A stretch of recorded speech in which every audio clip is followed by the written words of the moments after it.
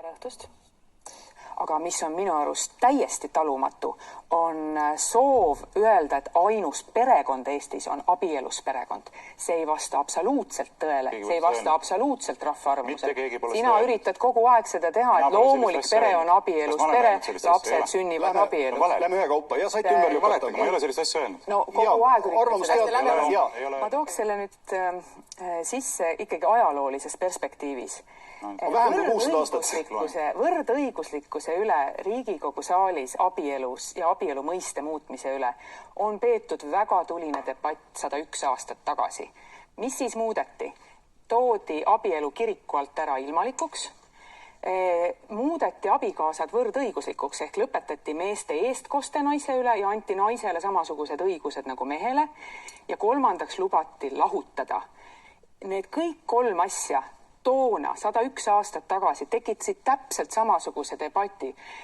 Abielu mõiste lõhutakse, ühiskond lõhestatakse, mis kohutav kõik juhtub. Naised niikuinii tööd teha ei taha, milleks neile üldse see võrdne õigus seal abielus. Ja lahutamine, no see lõpetab üldse Eesti rahva nagu püsimise ära. Et ei, see kõik lubati ilmalikul. Ma annan ajaloolist perspektiivi praegu. Liisa Pakosta, kas siis isa mõiste kaob seaduse mõttes ära või ei kao? Absoluutselt ei kao ära. Isa on alles ja isa on mees. Ema on alles ja ema on mees. Võtame nüüd mõned faktid. Esimene fakt.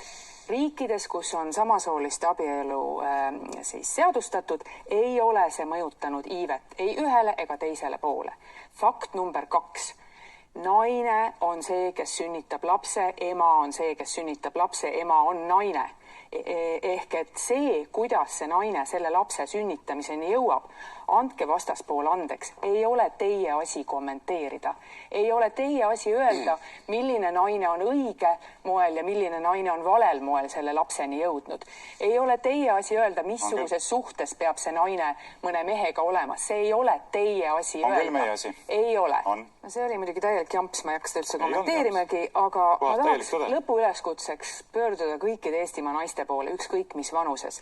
Ärge kuulake seda, kui teile hakatakse ütlema, et see on teie õige viis elada ja see on teie vale viis elada või see on ainukene viis olla korralik perekond ja see on mingisugune muu viis. No meeste poole ei pöördu.